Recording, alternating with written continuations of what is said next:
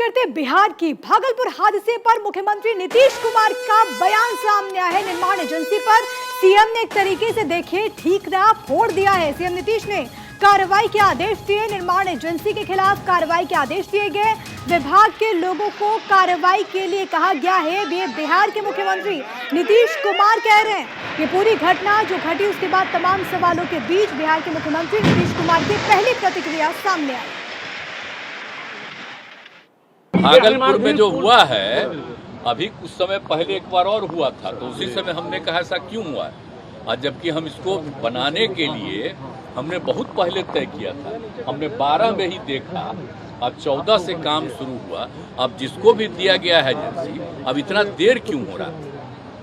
और एक गिर गया था तो उस समय भी हमने कहा था, 1 साल पहले की बात है। अब फिर जब 2 हो ये फिर गिरा है, कल ही हमको पता चला है, तो तुरंत हमने विभाग के सब लोगों को कहा कि जाकर के देख लीजिए और तुरंत एक्शन लीजिए। ये कोई तरीका नहीं, अब तक तो हो जाना चाहिए था जी। बहुत हो गया है, देर हुआ है, तो काहे के लिए ऐसा कोई होता है, एजेंट कोई बना रहा है, इतना देर क्यों कर रहा है, मुझको बड़ा तकलीफ हुआ। इसलिए हमने कह दिया कि उसको तत्काल देखिए, और ठीक नहीं बना रहा तभी रेट गिर जा रहा है भाई।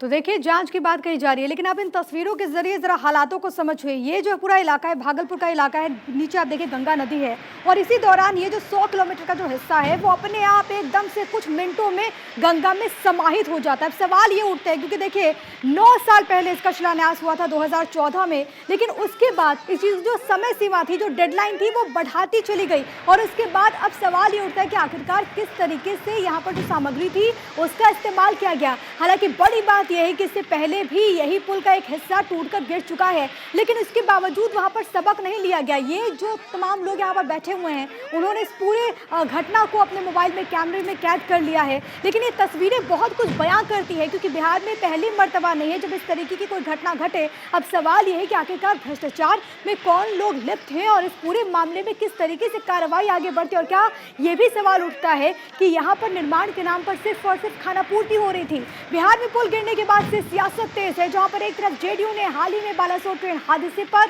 रेल मंत्री अश्विनी वैष्णव के इस्तीफे की मांग की। अब बीजेपी ने जेडीयू को आड़े हाथों लेते हुए नीतीश कुमार से ही इस्तीफा मांग लिया।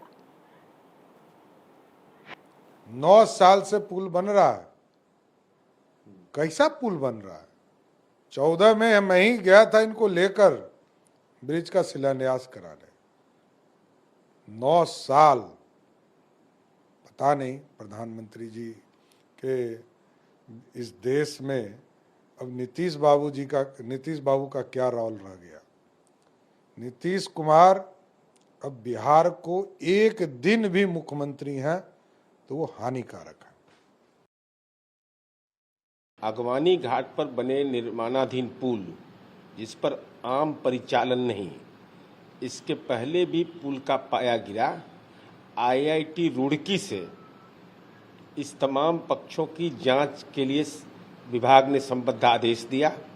साथ ही साथ आईआईटी रुड़की के द्वारा इसके डिजाइन के संदर्भ में जांच के बारे में माननीय उप मुख्यमंत्री जी ने विस्तार से बताया। जनता पार्टी राजनीति का एजेंडा तय कर रही है, तो आपके जिम्मा तो पथ निर्माण विभाग रहा है। सारे पुल तो उसी एसपी सिंगला कंपनी को भारत सरकार की मोदी सरकार ने भी कॉन्ट्रैक्ट।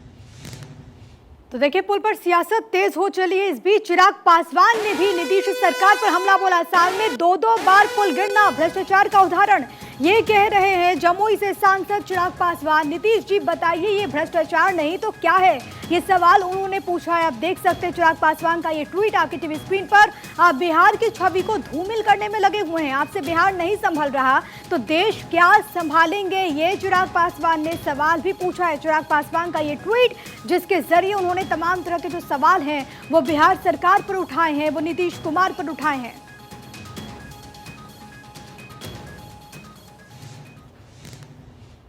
वहीं भारत 24 पर बात करते हुए बीजेपी नेता शहनवाज हुसैन ने नीतीश सरकार पर जमकर निशाना साधा। उनसे बात की हमारे संवाददाता आनंद ने, क्या कुछ उन्होंने कहा, सुनिए जरा। बिहार के भागलपुर में बड़ा हादसा हुआ है, वहां पर निर्माणाधीन पुल गिर गया है। इस मुद्दे पर हमसे बात करने के लिए बीजेपी के वरिष्ठ नेता शहनवाज हुसैन हैं। सर, कल विजुअल्स आपने देखे होंगे, निर्माणाधीन पुल जैसे गिरा है, उस पर क्या कहना है आपका?